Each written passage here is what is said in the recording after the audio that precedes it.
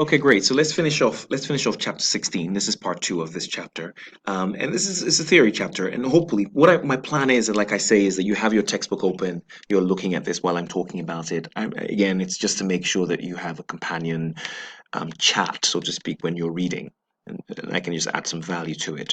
They're pretty much the lectures. So again, like I said, ultimately the parent, the ultimate parent, I sort of highlighted this already. The ultimate parent would produce the consolidated financial statement, so they complied with, if you like, the IFRS standards. So you don't have to. Typically, as you can imagine, you could exclude. We'll come to that. You do have RS5 gives us advice on how we deal with subsidiaries that are held for resale. So as you can imagine, if you're, I mean, first of all, it's held as a current asset. You have a non-current asset, and if you like, whatever credit, non-current asset, debit, current asset, and you hold it under held for asset. And typically there are rules behind this. The idea is you're going to get rid of it within a year.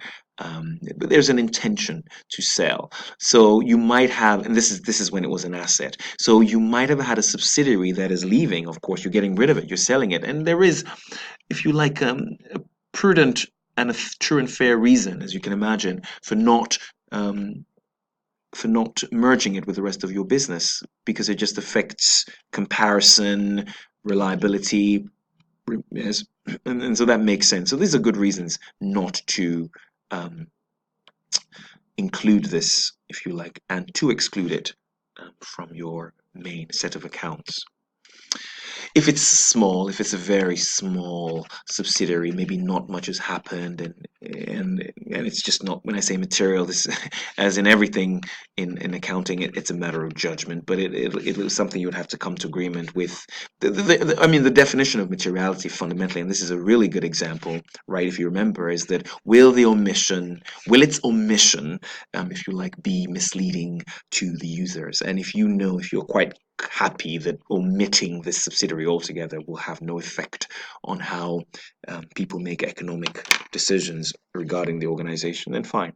But this is still a matter of judgment, and one would imagine that you would discuss with the auditors, or the auditors would have a thing to say if they weren't happy that you had excluded it when it really should have been merged.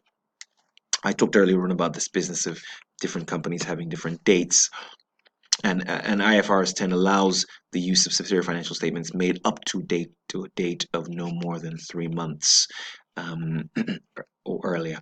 So you have 3 months. So for example, if I'm ending December 31st, and your business is ending February whatever 28th, well, good picking February, you could merge them as though they were just merge them as they are. So you would merge the whatever's happening at the end of February with whatever's happening at the end of December.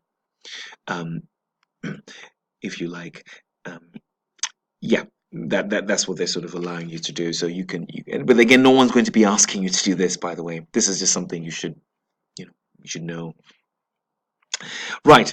And of course, this is quite interesting, quite critical. As you can imagine, you could have A and B and C, whatever, B, C, D. And imagine that B is using a different sort of policy on revaluation and depreciation. To be fair, though, everything does come down to fair value at the end. But there might be other policies that are different between B, C, and D. So if you're using cost, it all has to go into fair value. There might be, as you will see as we carry along, there might be, because you have certain assets that have been generated internally, they aren't recognized under B, but once we come to consolidate, those assets will come alive. And if you like, we will now recognize them. So we recognize these at fair value. We'll see that as we carry on anyway. But the key point is that where there are differing accounting policies, we must uniform them, make them uniform, and make all parties involved align with the same accounting policies.